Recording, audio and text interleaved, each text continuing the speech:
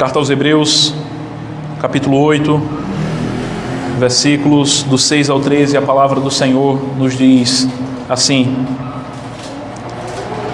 Agora, com efeito, obteve Jesus ministério tanto mais excelente, quanto é ele também mediador de superior aliança, instituída com base em superior promessas. Amém. Apenas esse versículo para a leitura. Pai bendito, nós estamos diante da Tua palavra, Senhor. Ó Senhor, nós rogamos a Ti que, pela graça do Senhor, o Senhor nos fale aquilo que o Senhor mesmo quer falar e comunicar aos nossos corações. Que possamos atentar para todas as palavras, Senhor Deus, do Senhor, e que possamos guardá-la em nosso coração. Ajuda-me, Senhor, como ministro do Senhor, ministro do Evangelho, alguém que está aqui em Teu nome, anunciando a Tua palavra. Que eu possa, Senhor Deus, fielmente expor à Tua igreja aquilo que o Senhor mesmo quer falar. Ó Senhor Deus, essa palavra sempre exorta a mim mesmo antes de exortar a Tua igreja. Essa palavra, Senhor Deus, sempre transpassa pela misericórdia do Senhor o meu coração. Ó Pai, juntos aqui nesse dia, todos os domingos, quando nos reunirmos para ouvirmos a pregação do Teu Evangelho, juntos nós somos edificados pela Tua palavra. Ó Senhor Deus, que em nome de Jesus o Senhor fale, é o que nós Te pedimos, ó Pai, em nome de Jesus. Amém. Amém, meus irmãos. Existe uma composição musical de uma música que eu achei muito legal, de um dos artistas da nossa região, ali de Sairé, o Marcelo Genesi, quando ele traz uma música que no início dela vai dizer: haverá um dia que você não haverá de ser feliz. É muito legal essa música, pensando a partir da ótica do Evangelho, refletindo acerca dessa realidade, porque o crente em Cristo Jesus, ele já vivencia esse dia, o dia em que nós não precisaremos ser felizes, porque nós já somos felizes. Em Cristo Jesus, a felicidade espiritual já transborda em nossos corações, nós fomos restaurados pelo Senhor, o reino de justiça chegou, Cristo Jesus raiou o sol da justiça em nossos corações, e nós vivemos nos dias mais impressionantes da história, da caminhada do povo de Deus. Nós vivemos os dias da manifestação da aliança da graça que o Senhor estabeleceu por meio de Cristo Jesus, o seu Filho, por meio da sua obra, por meio do seu sacrifício na cruz do Calvário, por meio da ressurreição de Cristo Jesus. Ele é aquele que estabeleceu a nova aliança, Ele é aquele que estabeleceu o pacto da graça que nós temos agora por meio dele. E é justamente para isso que nos aponta esse texto. Esse texto vai tratar da aliança de Deus com o homem, mas é interessante nós refletirmos um pouco acerca do que é uma aliança que Deus tem biblicamente, observando as Sagradas Escrituras, porque toda a Bíblia ela é pactual, do início ao fim Deus está pactualmente se relacionando com o homem, e o primeiro pacto que nós vemos é o pacto feito ali com Adão, o pacto das obras, e o pacto no qual o homem fracassou. O pacto que Deus tem com o homem é sempre um pacto soberanamente administrado, é um vínculo de sangue, é um vínculo que obriga aqueles que estão dentro do pacto as obrigações que Deus estabelece. É Deus quem estipula as regras, é Deus que diz aquilo que deve ser observado no pacto.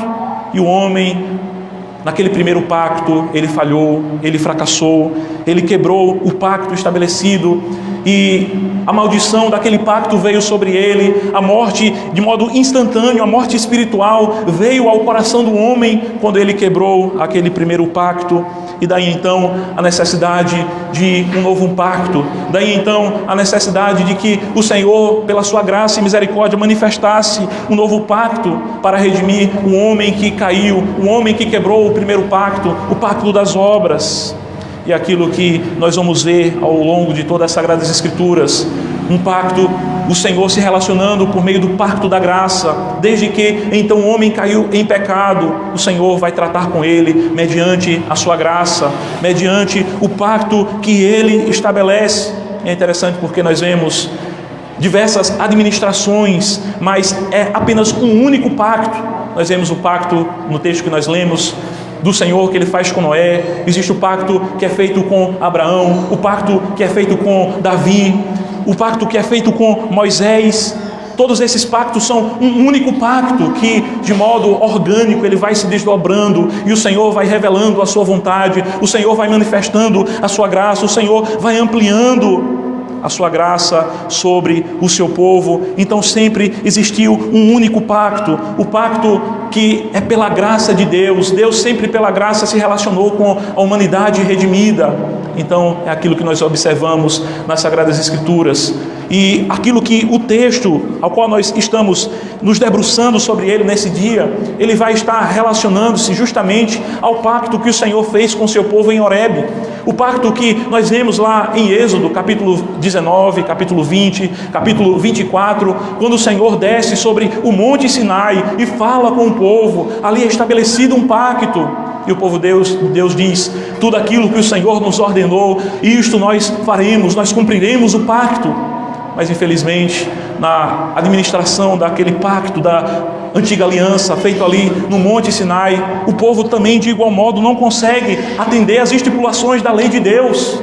É interessante porque John Owen, ele comentando acerca do pacto de Deus feito ali no Monte Sinai, ele vai tratar em termos dizendo que aquele pacto que foi feito no Monte Hermon, no Monte Horebe, no Monte Sião, em Horebe, aquele pacto é um reviver do pacto de obras, é um reviver da promessa e das sanções que são observados no primeiro pacto feito com Adão, porque ele vai tratar justamente disso.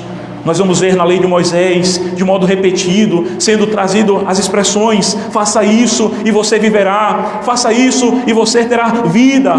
Se você não atender a esta lei, você morrerá. Então é como que um reviver daquele antigo pacto. É um reviver daquele antigo pacto.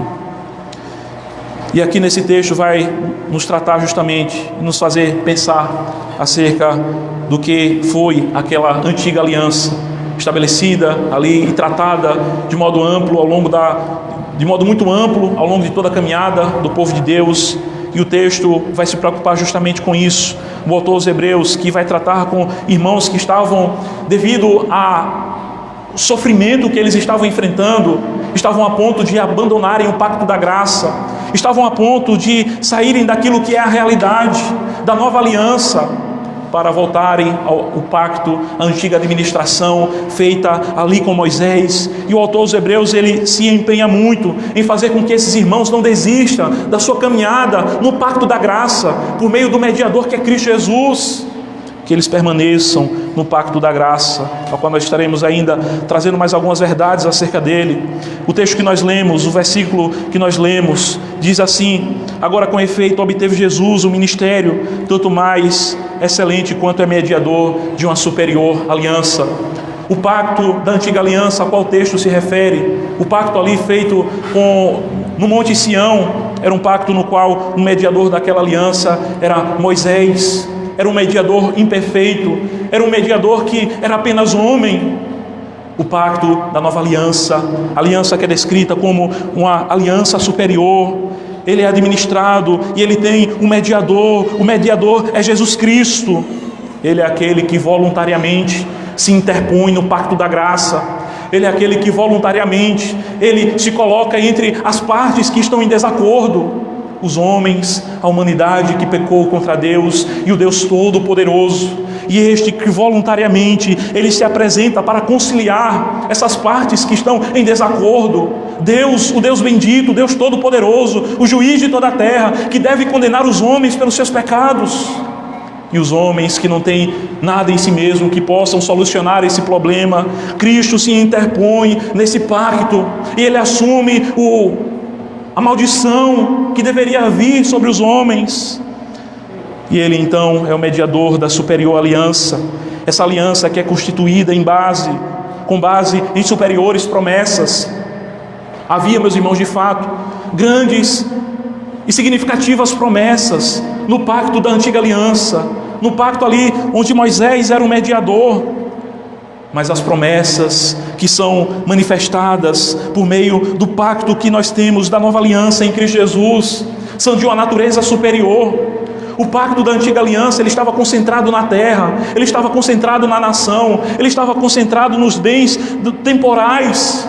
enquanto que o pacto da aliança ele vai ampliar a visão e vai nos fazer ter uma percepção das gloriosas promessas superiores, a promessa de uma vida eterna, a promessa não apenas de uma terra ali temporal, mas uma terra celestial, uma terra onde o pecado não habita. É de fato uma promessa superior. E o texto vai continuar, o autor aos Hebreus, na exposição do tratamento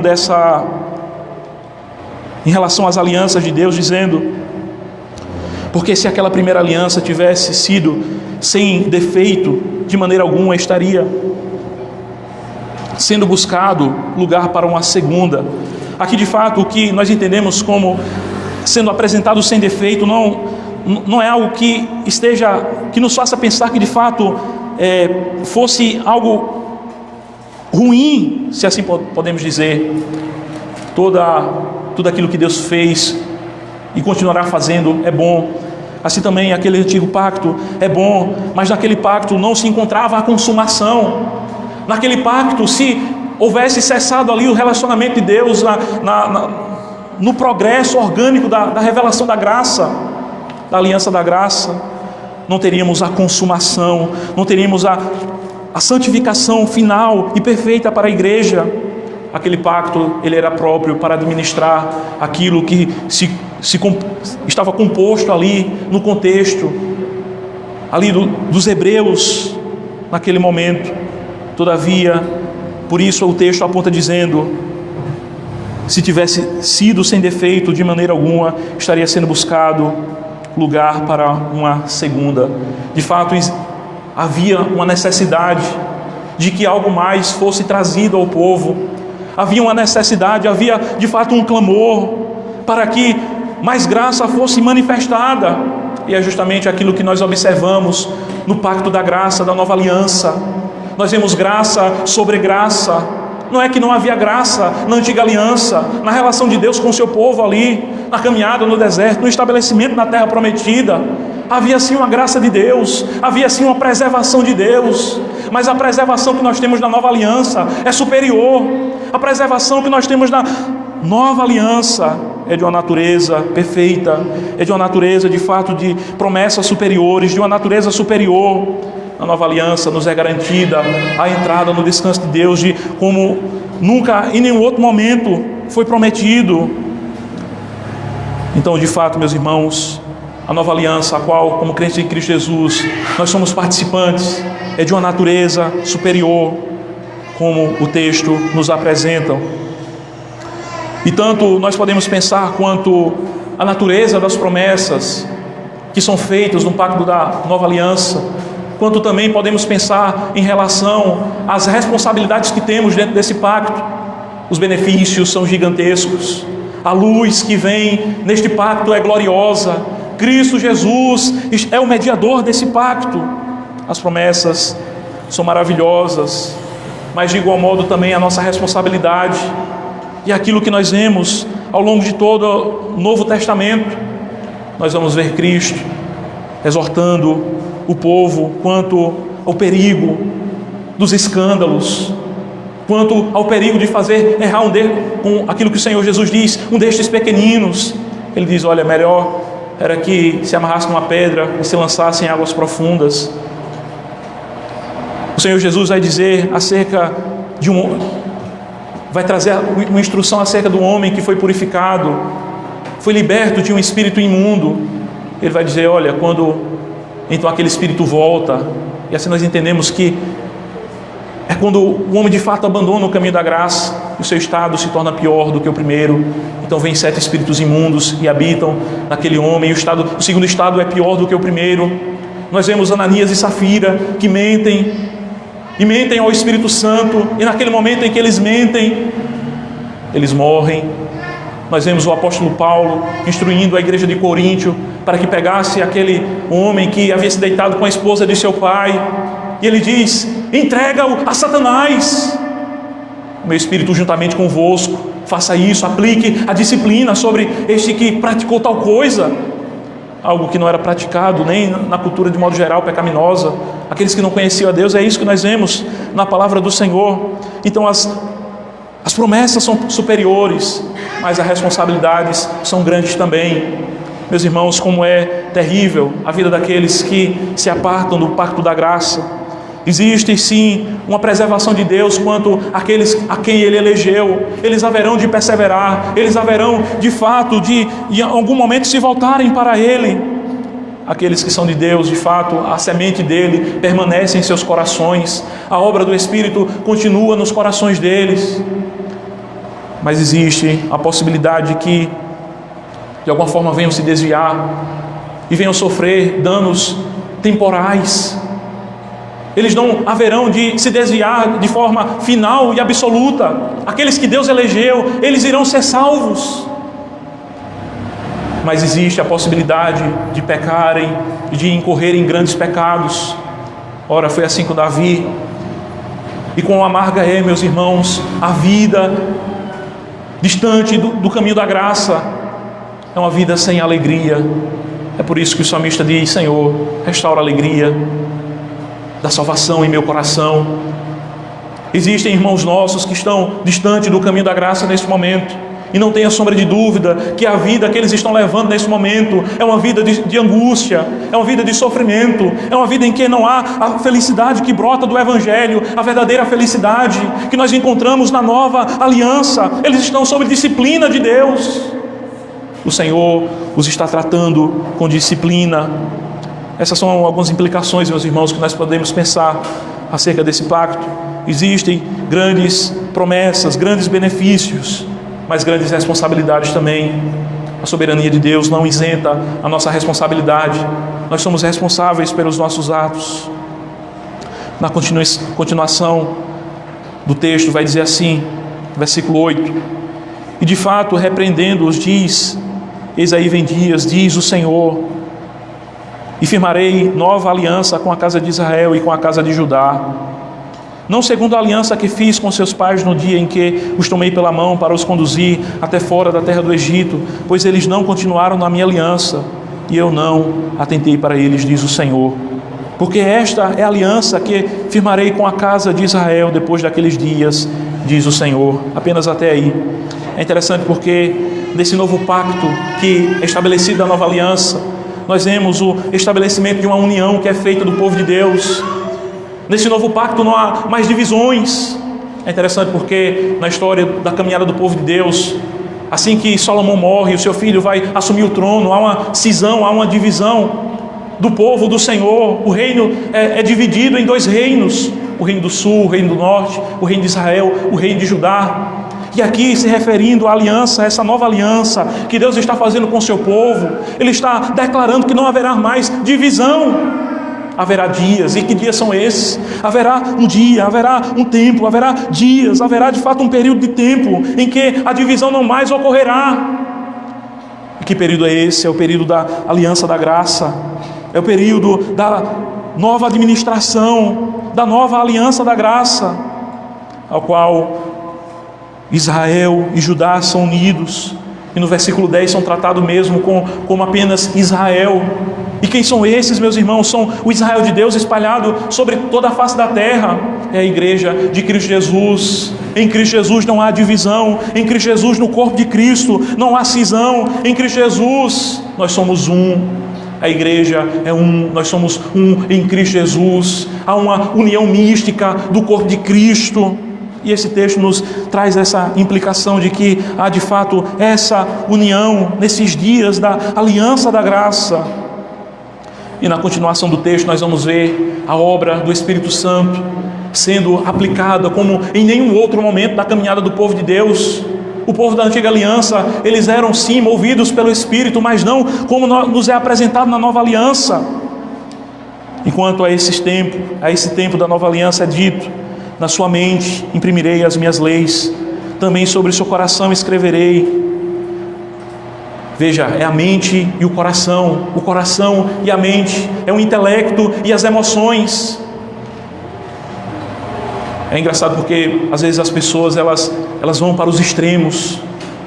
Há aqueles que dão valor apenas ao aspecto do intelecto, no exercício da nossa fé, na nova aliança. E isso é importante, de fato. O Senhor imprimirá suas leis na mente do seu povo, mas será também no coração, àqueles que apenas valorizam os sentimentos, as emoções. Mas aqui nós podemos ver uma harmonia entre a mente e o coração, entre a razão e as emoções. Nesse novo pacto, o homem como todo, ele é alvo da graça de Deus. A sua mente e o seu coração é aplicada a palavra do Senhor, e é dito: eu serei o seu Deus e eles serão o meu povo. De todas as bênçãos que nós podemos experimentar, aqui está a grande bênção de estarmos no pacto. Isso é o pacto de Deus: eu serei o seu Deus e eles serão o meu povo. Essa é uma grande e maravilhosa bênção, meus irmãos, para nós que estamos na nova aliança. E na continuação do texto vai dizer: e não ensinará jamais cada um ao seu próximo, nem cada um a seu irmão, dizendo: conhece ao Senhor, porque todos me conhecerão, desde o menor deles até o maior, sem exceção, todos conhecerão. O que é isso? É a obra do Espírito Santo, aplicando ao coração dos crentes o conhecimento, o verdadeiro conhecimento de Deus, que de fato vai ser um conhecimento salvífico. E essa é a maior bênção, esta é a vida eterna, como nós podemos ver lá em João 17, a vida eterna é essa, que conheçam a Deus e a Jesus Cristo, a quem o Pai enviou. Esta é a vida eterna. E é interessante porque o texto vai trazer essa aplicação dizendo: não ensinará jamais ninguém ao seu próximo. Então, o que é que nós vamos fazer? Não vai ter mais ensino na igreja, não vai ter mais pregação, não vai ter mais discipulado. O que é então que o autor aos Hebreus está querendo expor a esses irmãos? Certamente nós podemos pensar sobre o fardo dos escribas e fariseus, aqueles que atavam fardos pesados às costas dos homens, que nem eles mesmos conseguiriam carregar. E certamente nós podemos pensar acerca disso, acerca do peso que os escribas e fariseus, eles colocavam sobre o povo na interpretação da lei que eles tinham, uma interpretação que provinha apenas da mente, da razão, mas que não vinha de fato de um agir do Espírito Santo de Deus. E como era pesado. E refletindo acerca do próprio fardo da lei, Pedro vai dizer lá em Atos 15, quanto à estipulação da lei para a circuncisão, ele vai dizer: era um fardo que nem nós, nem os nossos pais conseguiam carregar. De fato, era de fato penoso a administração da antiga aliança, os rituais que eram feitos, as cerimônias que eram feitas complexamente ali, nos ritos que eram feitos continuamente, os sacrifícios contínuos, todos os rituais. Na nova aliança, as coisas são diferentes. O Senhor vai imprimir a sua lei nos corações, não mais em tábuas de pedra. E aqueles antigos ritos, eles passam e têm a sua consumação em Cristo Jesus. Tem a sua consumação em Cristo Jesus. Então, é nesse sentido que nós podemos entender aquilo que é exposto aqui, quando se diz: não ensinará jamais cada um ao seu próximo. De fato, nós podemos refletir sobre a obra do Espírito Santo, aplicando o conhecimento de Deus a todos, desde o menor até o maior, desde o indouto ao douto, desde aquele que possui grandes recursos nesse mundo, aqueles que são ricos, aqueles também que são pobres e que estão no reino de Deus, a todas as classes de homens, quer senhores, quer servos, mulheres e homens. O Senhor, de fato, Ele é aquele que vai aplicar a sua obra, e todos o conhecerão, todos saberão quem é o Senhor. E no versículo 12 vai dizer: pois para com as suas iniquidades usarei de misericórdia, e de seus pecados jamais me lembrarei. O Senhor usará de misericórdia para com seu povo. Quando eles pecarem, o Senhor os perdoará, e essa aliança será uma aliança inquebrável, porque ela está estabelecida justamente em Cristo Jesus, no sacrifício de Cristo. E o Senhor usará de misericórdia, o Senhor perdoará os pecados. Por fim, quando ele diz nova, torna antiquado a primeira. Ora, aquilo que se torna antiquado, que envelhecido já está preste, a desaparecer. E foi justamente aquilo que aconteceu, meus irmãos. A antiga aliança, ela passou, a administração antiga da aliança da graça, ela passou. Deus mesmo, assim, pela sua providência, conduziu isso. O povo pecou, o Senhor os enviou para o cativeiro. Foram interrompidos dos sacerdotes ministrarem no templo. Quando eles retornam, ainda que o templo seja reconstruído, mas não é restaurado a glória do primeiro templo.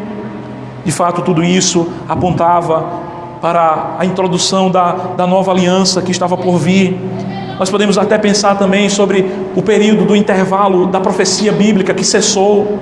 Todas essas coisas serviram para que a nova aliança da graça fosse estabelecida. Todas as gloriosas instituições da lei eram, na melhor das hipóteses, estrelas do firmamento da igreja. E, portanto, todas desapareceriam com o surgimento do sol da justiça, quando Cristo Jesus se manifestasse, o sol da justiça raiasse, aquelas instituições haveriam de cessar e teriam apenas o foco em Cristo Jesus, na nova aliança. Esse dia chegou, meus irmãos, o dia da nova aliança.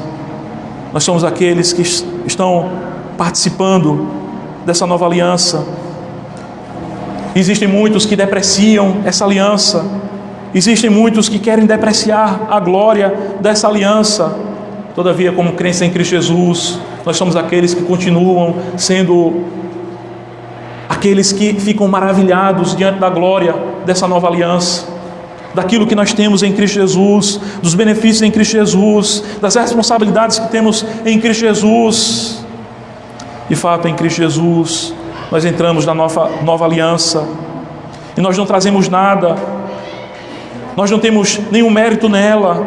Tudo que nós, se assim podemos dizer, por assim dizer, é os nossos corações que nós trazemos, e é o Deus mesmo que vai ao nosso encontro. É Ele mesmo que veio e gravou a sua lei em nosso coração.